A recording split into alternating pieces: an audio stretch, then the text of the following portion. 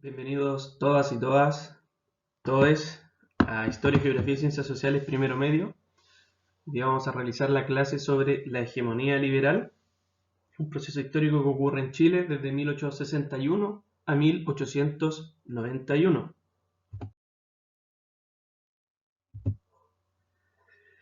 ¿Cómo llegaron las ideas liberales a Chile?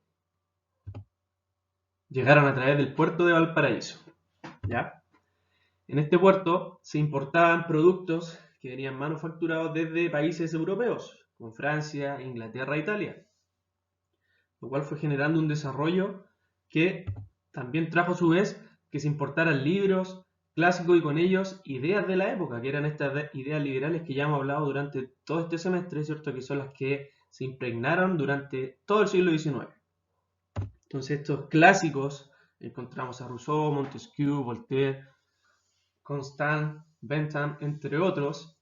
Y ahí recuerden que en este periodo, que ya sería mediados del siglo XIX, aproximado a 1850, 1840, 1860, 1860 máximo, recuerden que este periodo en Europa las ideas liberales todavía estaban conflictuando contra las ideas monárquicas o las ideas de regímenes tiránicos, etc.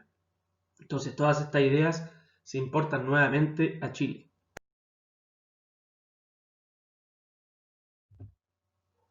¿Cuáles eran los principios del liberalismo chileno? Esto ya lo hemos visto. Libertad y razón como principio de sociedad. Y por otro lado, libertad personal e individual. Ambas estaban, obviamente, juntas. Y ambas iban a llevar al progreso de la sociedad y de las sociedades. Por eso, habían corrientes políticas y sociales que abogaban por la difusión de las ideas liberales en este periodo de la historia. Un caso de ellos es un extranjero que se llama José Joaquín de Mora. Y otro caso importante, otro extranjero venezolano que es Andrés Bello, que va a tener una importancia muy grande en Chile, ya sea en la educación como en las instituciones del país, sobre todo en el ámbito del derecho.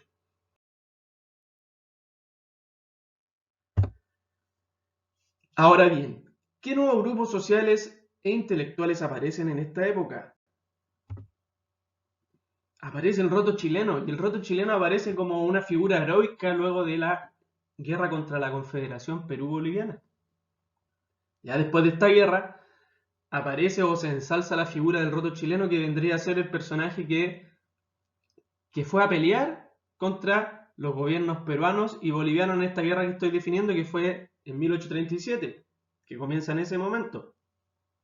Entonces ya la figura del roto chileno estaba ensalzada dentro de la cultura nacional, o se comenzaba a ensalzar. Y por otro lado, aparece una generación de intelectuales y literatos que se conoce como la generación de 1842. ¿Ya? Y a diferencia del roto chileno, ellos eran jóvenes de la clase dominante o de la élite, ¿cierto? Que se posicionaban en la vanguardia intelectual de esta época, eran jóvenes, piénselo así. Y, por supuesto, que se oponían a las ideas moderadas, conservadoras, y tenían su referente en ese ámbito, que era Andrés Bello, el personaje que vimos en la diapositiva anterior. Y todo este movimiento literario que les planteo de 1842 son todo un movimiento de jóvenes que van a importar y van a difundir el ideario liberal y también la literatura en el país, que no tenía tanta expresión en ese momento. Entonces aquí yo dejo algunos referentes de esta generación que van a ser muy importantes a nivel político, educativo y literario.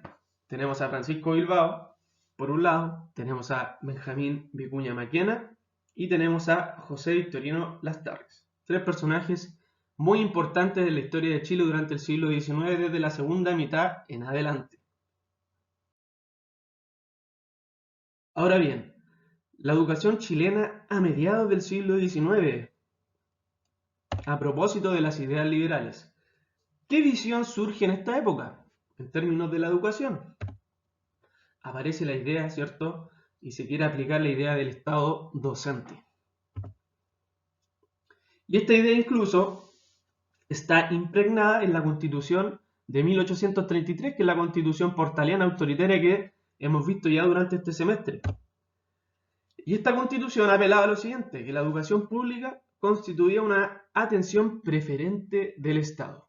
Es decir, que desde 1830 ya estaba esta idea de que el Estado tenía que sostener la educación a nivel nacional. Pero estaba comenzando en este momento. Entonces, dentro de la educación primaria, que para ustedes y para nosotros la vamos a entender como el símil de educación básica, tenemos por un lado a Domingo Faustino Sarmiento, que era un argentino que venía exiliado de Argentina, de una dictadura de Rosas en Argentina, y él se exilió en Chile, era un intelectual, un político, ahí lo podemos ver, y él crea en el año 1842 la Escuela Normal de Preceptores, ya que va a ser una escuela, algo así como una escuela para formar profesores, que es lo primero para tener un estado docente o tener colegios, así de simple, ¿cierto? Y por otro lado tenemos a Manuel Montt, ¿cierto? Que fue el último de los presidentes del periodo conservador, pero que ya era el primer presidente civil, recuerden eso, y que ya se abría y comenzaba a implementar esta idea del Estado docente, con fuerza. Entonces él creó la Sociedad de Instrucción Primaria, y la Sociedad de Instrucción Primaria de 1856, tenemos que entenderla como un grupo de personas acaudaladas en términos económicos y que tenían este sentimiento altruista con la sociedad, que empezaron a fundar colegios, liceos a nivel nacional, poco a poco. Desde ahí comienza esta idea. Tanto así que ya después, en 1860, se crea la Ley de Instrucción Primaria. ¿Ya? Es decir, que la educación básica es una ley en el país, a nivel nacional. Ahora bien, dentro de la educación secundaria, tenemos como referente, gran referente, el Instituto Nacional. Ya, acuérdense que el Instituto Nacional se crea en el proceso de independencia y lo crea José Miguel Carrera en 1813. Pero ya para 1842 toma mucha fuerza y aproximadamente educa a 680 alumnos en esa época. Un gran número, ¿cierto? Imagínense que hay colegios que tienen 500 alumnos en el día de hoy, en la actualidad. Este colegio ya daba, este liceo, instituto, perdón, daba 600, 850 aproximadamente matrículas en aquella época, ¿cierto? Y a su vez se comienza, como ya veníamos viendo, se amplían los liceos a nivel nacional. Empieza esta idea de que cada región debe tener ya su instituto, su liceo, sus colegios, para educar a la población. Por otro lado, tenemos un personaje muy importante que se llama Ignacio Domeyko, que era un extranjero. Aquí lo podemos ver en la fotografía, en la imagen, perdón. ¿Cierto? Y él era un geólogo, era un científico, que se asentó en Copiapó y comenzó a hacer estudios sobre la geología, ¿cierto? Los recursos naturales que tenía Chile, porque en este momento el Estado chileno también tenía otra búsqueda, que era conocer su geografía a nivel nacional, qué recursos disponía el Estado, el país, etc. Entonces, Ignacio Domeyko se asentó en la zona de Copiapó y él comenzó y trajo la ciencia en la enseñanza secundaria, es decir, en la enseñanza media, que sería el CIMEN para la actualidad.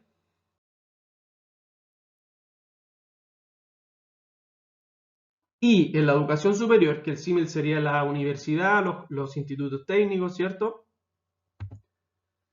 Tenemos el otro gran referente, que es la Universidad de Chile, que se funda en 1842, ¿cierto? Aquí tenemos una imagen del siglo XIX.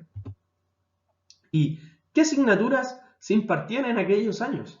Una muy buena pregunta, para hacernos una idea de cuál era la educación superior en aquel momento.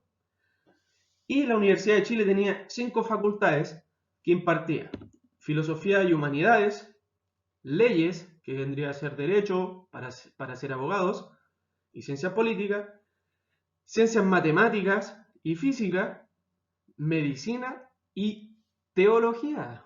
Teología, recuerden que teo significa Dios, logía viene de logos, que significa estudio, conocimiento, etc. Entonces, la Universidad Superior, la Universidad de Chile en este momento todavía no está desligada de esta visión teocrática, esta visión de la Iglesia Católica en este momento. Acuérdense que la Constitución de 1833 es una constitución que reclama como oficial a la Iglesia Católica, ¿cierto? apostólica romana. Entonces todavía no estaba separado del todo o secularizado, como se dice la palabra concreta, la educación. ¿Ya? No era laica al 100%.